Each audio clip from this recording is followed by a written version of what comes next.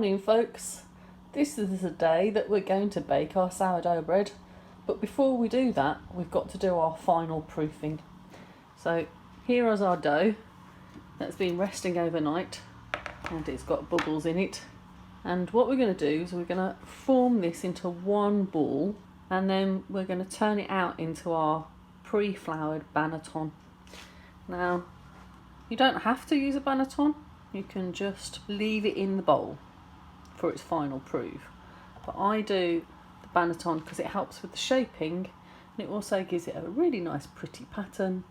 And as you can see, this has got corn flour in it. It was originally treated with rice flour when I first got it, but I've run out of rice flour, so I'm using corn flour. So you just want to make sure it's liberally dusted with corn flour so that when you turn the dough out onto it to prove in the fridge for its final proving, it won't stick.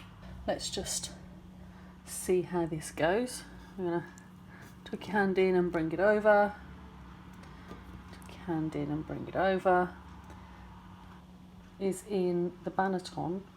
I'm going to cover that and I'm going to put it in the fridge, and you've got to leave it in the fridge for its final proof for a minimum, I'd suggest 3 hours. I'm going to leave this to prove for a good, what are we on now, 12 o'clock? Yeah, I'm going to leave this in until at least 6 o'clock this evening.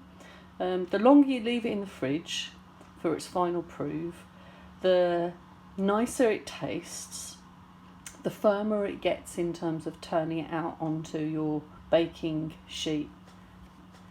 And what we're going to do is we're going to put some baking parchment in our Dutch oven, sprinkle that with flour and turn this into the Dutch oven, then put it in the oven to cook.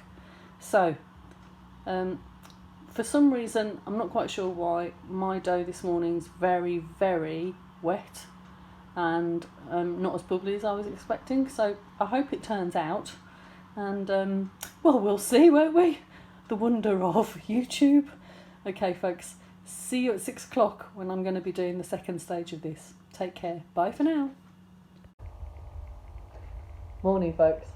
So, had a conversation about my sourdough not looking the way that I thought it was supposed to look this morning, and I found out that somebody very nice in the house thought they were helping by turning it and pulling it again first thing for me.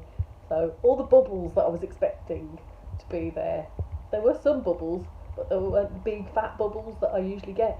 So that explains something. So I've never made a sourdough loaf when it's been turned first thing in the morning and then put into a banneton. So hopefully the bubbles recover in the cold processing fridge.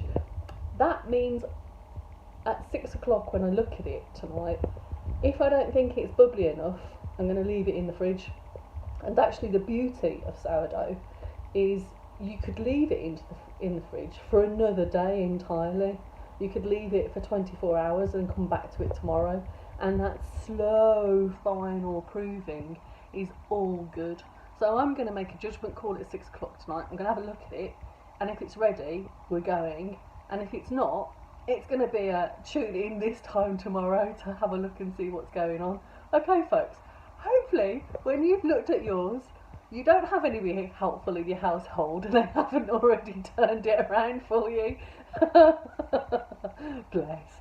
Okay, stay safe, see you soon, take care everybody, bye for now.